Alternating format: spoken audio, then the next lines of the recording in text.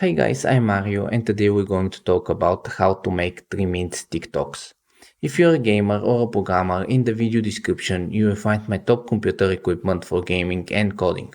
Tell me if you agree with it in the comment section below. Anyway, let's start with today's tutorial. So we simply open the TikTok app. Now let's back up a little bit. And now we tap the plus sign at the bottom.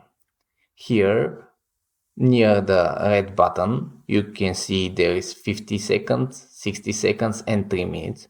So we choose 3 minutes. If you don't see this option, just upgrade your app at the App Store and then restart your device.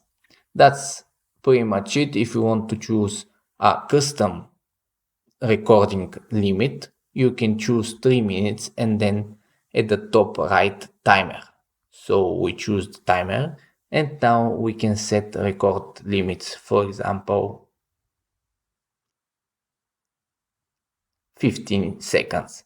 That's pretty much it. Thanks for watching. If you like this video, give it a like and subscribe to see more.